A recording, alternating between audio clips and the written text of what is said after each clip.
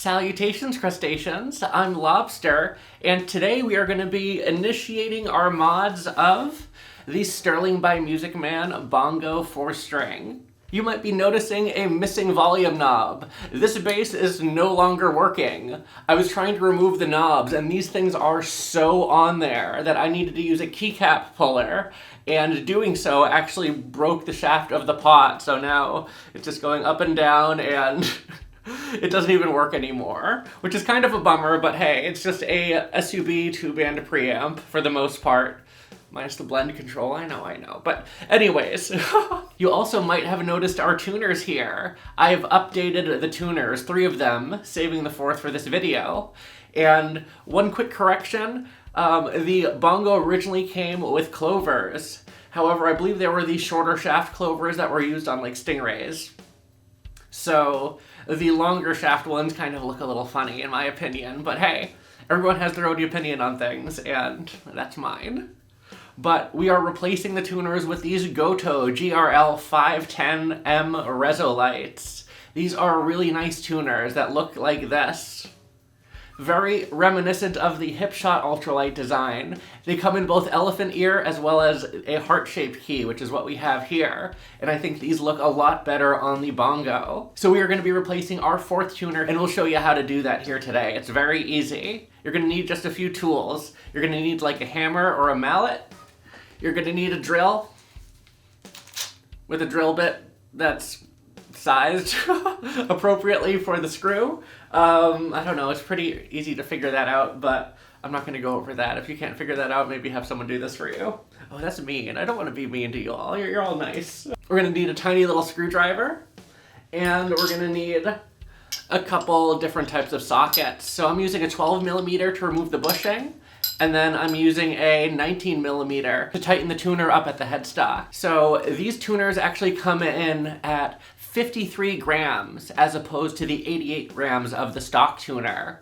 And multiplying that by 4 yields 140 grams, which comes out to about 1/3 of a pound. A very significant weight savings up here at the headstock. And we already notice a big difference in the balance of this bass by replacing the 3 tuners. The 4th is going to make it even better. So let's get to it. The first thing we're going to do is detune our string here. And then we can remove the string. Just put it somewhere. Blue. And now we're going to take our itty bitty screwdriver and we're going to remove the 4 screws on the back of the tuner that look like this.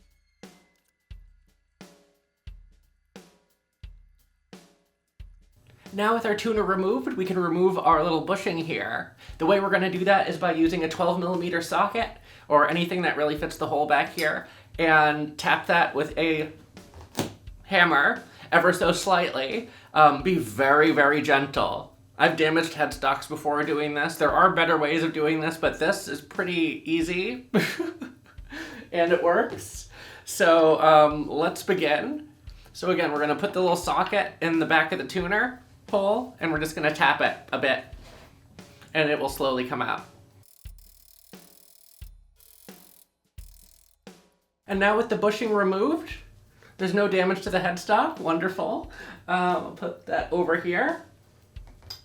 We can get our new tuner, which is back here. And here's our little itty bitty tuner. We're going to need to drill a hole to mount these tuners. And you can use one. I like to just reuse the existing tuner screws. They're tinier and easier to drill holes for. But you can drill for either the Gotoh screw or the original screw. Do what you want. You can also use the painter's tape trick if you'd like here, though these fit decently well into the hole already. Now we can go ahead and just tighten the tuner. We can tighten it by hand at first. Boop, boop, boop. And then to finish the job, I can use the socket here.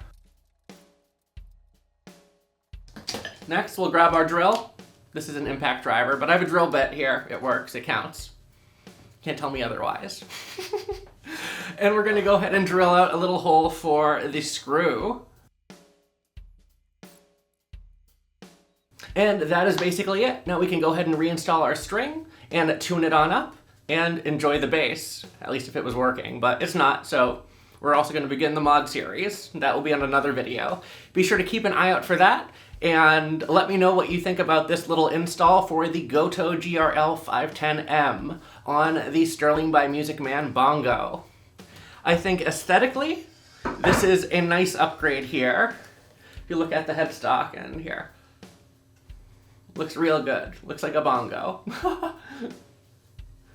And yeah, I dig it. So I'm going to go ahead and reinstall this string, and we're going to begin our little mod series here. Let me know what you think about this video down in the comments below. And as always, until we groove again,